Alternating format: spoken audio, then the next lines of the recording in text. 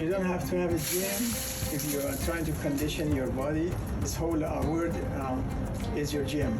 If you're a beginner to condition your hand, you need to start with something soft, something like this, maybe a banana tree of this nature, and then move on to a board and maybe to walls that is made of bricks, and then probably progress to a stone to strengthen your knuckle, to your punches.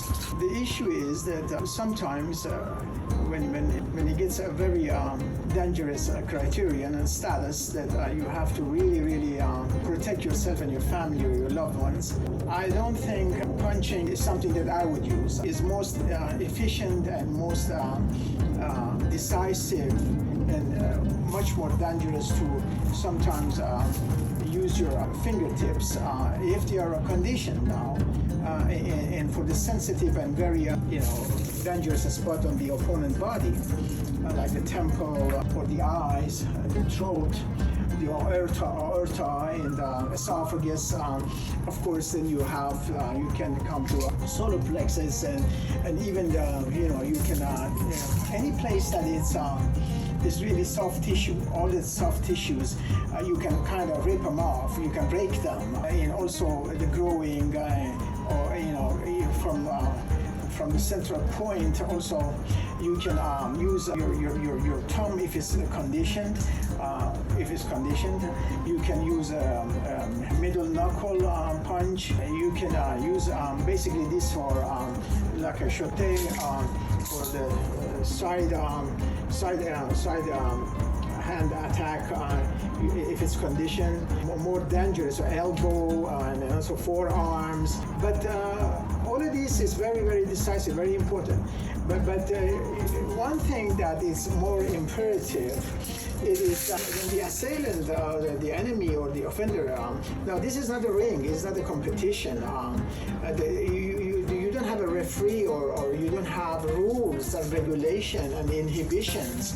Here is kill or be killed, because the guy that is premeditated to attack you and take your life or rob you from what you have, he means business, and his mentality is like a tiger or a lion or someone that really a beast that is trying to hurt you and kill you, and you coming from maybe a nice family and a civilized world and an educated, and above all, you're not premeditated. You didn't plan. He planned, and he's way ahead of you, and he can take your life. So the most important element is the element of surprise. Besides power and balance and coordination, speed and focusing, above all of that is the element of mind fighting. It's mind fighting, because when you're in danger and there is a knife or gun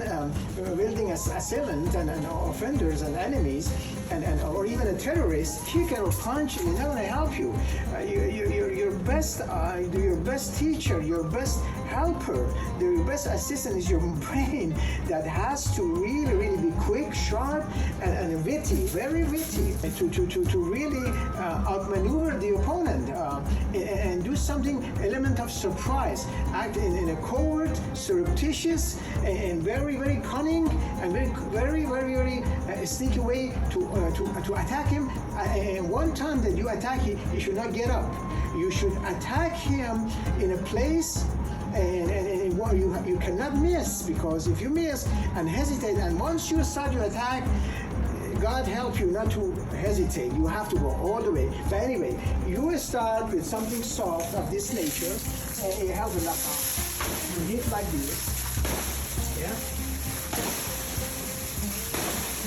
Now you can use this horizontal, vertical, or 45 incline. Usually 45 is more damaging, but this is horizontal, this is vertical punches, and inclined 45 is most dangerous. But you have to be good balance. You have to have good balance.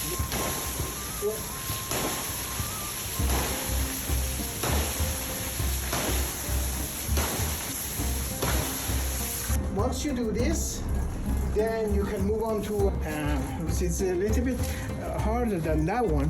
So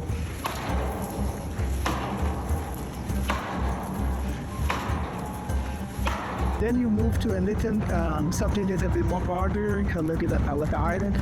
It's like a beam. But you have to be careful. You can't just go here.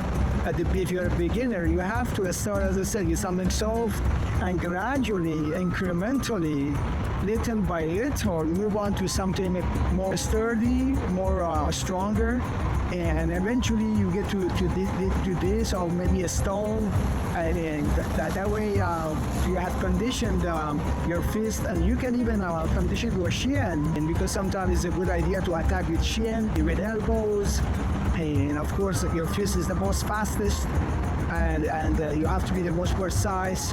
And speed brings power. Let me put it like if two cars collide with 30 or 40 miles, it's not as much as damage as when they collide at 200 miles. So speed brings a lot of power. You have to really put your thumb here, your fourth finger inside, and put your thumb right here. Make it really tight. If it's loose, you're going to dislocate your knuckles. Your knuckles are going to be dislocated. So what you have to do, you have to really tighten your fist real good, all your fingers, tighten them real tight, and put this finger right across them, and make it really tight fist. If it's loose, you're going to definitely, especially if you're hitting somebody in the head or in the bony area, and you're not conditioned, you're going to definitely dislocate your fingers. It's very imperative, it's very vital that when you strike, you breathe out. And remember, flexibility is good to always be flexible. Brings the speed brings power. So these are all connected. They just connected together. If you are not flexible and kind of difficult for you to move, you cannot create the speed. And when you cannot create the speed, too much power is the consequence of it. But so they go in consecutive order. Flexibility, the speed and power, and of course focus, to hit the weak part of the opponent, the soft part of the opponent. Again, you can hit the kidneys, the solar plexus, aortas, esophagus, temple. We can hit the side of the ribs, of course, the heart. It's very, if you follow it, they can stop the heart. People don't know that. And the low back is, of course, the sternum also, you can break it, but if you have a powerful fist. And there's all the center line here, all the center line behind. Believe you me, a human body is very fragile. So anyway, may God bless you all, and that's it.